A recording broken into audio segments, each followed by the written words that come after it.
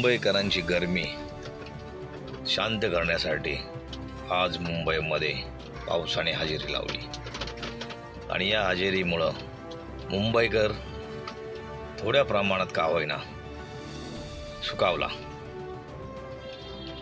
आज या पावसामुळे ज्या गरमी वाढली होती किंवा मुंबईमध्ये गरमी वाढली होती तिच्यावर थोडासा